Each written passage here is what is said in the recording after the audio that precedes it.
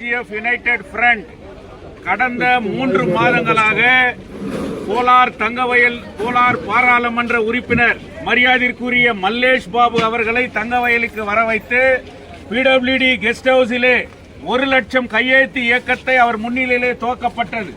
அதே போன்று தங்கவயல் எம்எல்ஏவிடமும் இதற்கு ஆதரவு கொடுக்க வேண்டும், அவரும் இதை ஆதரிப்பேன் என்று சொல்லியிருக்கிறார். தங்கவயலில் இருக்கக்கூடிய பிஜிஎம்எல் நகரம்தான், இந்த நகரம் இருந்தால்தான் இந்த எம்ஜி மார்க்கெட் இருக்கும்.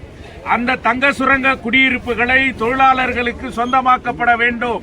அதே போன்று பிஎம்எல் தொழிற்சாலையிலே இந்த ஊரை சார்ந்தவர்களுக்கு வேலை வாய்ப்பை ஏற்படுத்தப்பட வேண்டும். இந்த ஊரிலே உயிர் காக்கக்கூடிய எந்த விதமான மருத்துவ வசதியும் இல்லாத பட்சத்திலே பிஜிஎம்எல் மருத்துவமனையை மிகப்பெரிய மருத்துவமனையாக மாற்றப்பட வேண்டும். தங்கவயலில் இருக்கக்கூடிய அரசு மருத்துவமனையை ஒரு மல்டி ஸ்பெஷாலிட்டியாக பண்ணோம்.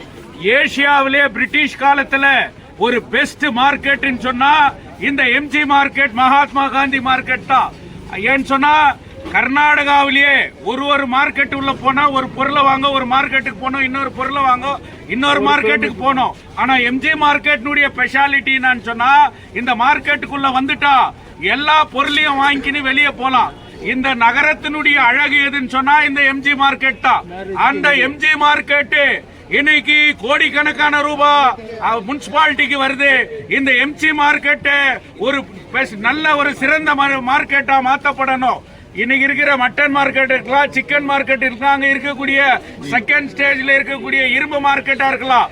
இன்னைக்கு ஒரு பொலிவடைந்த நிலையில ஒரு மோசமான ஒரு நிலையில இந்த மார்க்கெட் இருக்கிறதுனால கவர்மெண்ட் இந்த மார்க்கெட்டை ஒரு நல்ல சிறந்த மார்க்கெட்டா மாத்தி அமைக்கணும் அப்படின்னு சொல்லிட்டு இந்த கோரிக்கையில நாங்க இன்னைக்கு வச்சிருக்கிறோம். அதே போல இளைஞர்கள் இன்னைக்கு சீரழிஞ்சுன்னு வராங்க. இளைஞர்கள் மத்தியத்தில் ஒரு போர்ட்ஸ் டெவலப்மெண்ட் கொண்டு வரணுன்றதுக்காக ஜிம்கானா மைதானத்தை திறக்கணும்னு சொல்லிட்டு நாங்க சொன்னோம். எம்பி அதுக்கான நடவடிக்கை எடுத்திருக்கிறார். இந்த சேவ் கேஜிஎஃப் யுனைடெட் ஃப்ரண்ட் ஒரு தனிப்பட்ட ஒரு அரசியல் கட்சி தலைமையில் இருக்கிறது இல்ல. இந்த ஊர்ல இருக்கக்கூடிய எல்லா அரசியல் கட்சியும் ஒன்னு சேர்த்து இந்த சேவ் கேஜிஎஃப் யுனைடெட் ஃப்ரண்ட் பண்ணி இருக்கிறோம்.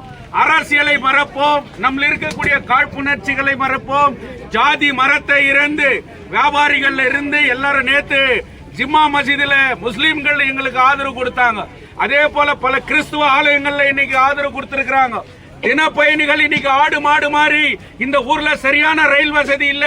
இன்னைக்கு மார்க்கெட்ல இருக்கிறாங்கன்னு சொன்னா பெங்களூர்ல வேலை செஞ்சு அவங்க சம்பாரிச்சுன்னு வர காசுல இன்னைக்கு வந்து மார்க்கெட்ல வாங்குறாங்க.